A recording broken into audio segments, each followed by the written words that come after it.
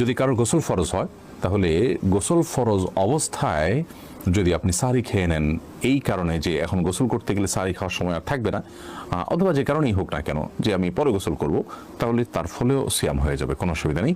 তবে অবশ্যই ফজরের সালাত আদায়ের প্রয়োজনে ফজরের সালাতের আগে আগে আপনাকে ফরজ গোসল করতে হবে।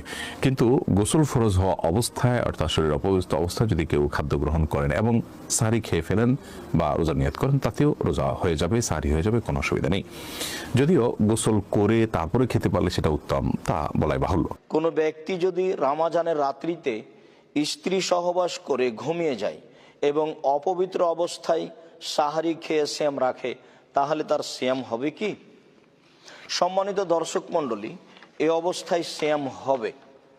সিয়াম হওয়াতে কোনো সমস্যা নেই, কেননা আয়েশা রাদিয়াল্লাহু তাআলা আনহা আর উম্মু সালমা রাদিয়াল্লাহু তাআলা আনহা দুইজনই বলেন যে আন্নান নবী সাল্লাল্লাহু আলাইহি সাল্লাম কানা ইসবিহু জুনুবান মিন জিমাইন সুম্মা ইয়াগতাসিলু ওয়া ইয়াসুমু। রাসূল সাল্লাল্লাহু আলাইহি সাল্লাম রমজান মাসে স্ত্রী মিলনের কারণেই সকাল করতেন, তারপর তিনি গোসল করতেন এবং সিয়াম পালন করতেন। হাদিস বুখারী মুসলিম।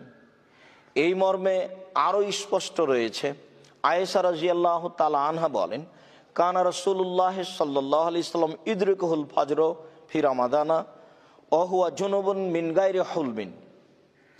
রাসূল সাল্লাল্লাহু আলাইহি সাল্লাম রমজান মাসে অপবিত্র অবস্থায় সকাল করে দিতেন, ফজরের আজান হয়ে যেত, তারপরে তিনি ঘুম থেকে উঠতেন গোসল না করেই। আজান হয়ে যাওয়ার পরে তিনি গোসল করতেন, তারপরে সিয়াম পালন করতেন। হাদিস বুখারী মুসলিম। সম্মানিত দর্শক মণ্ডলী, অত্র সহিহ বুখারী মুসলিমের হাদিস দ্বারা প্রমাণিত হয় যে এই অবস্থায় সিয়াম পালন করাতে কোনো সমস্যা নেই। আল্লাহ আমাদেরকে সঠিক বুঝে আমল করার তৌফিক দান করুক। আল্লাহুম্মা।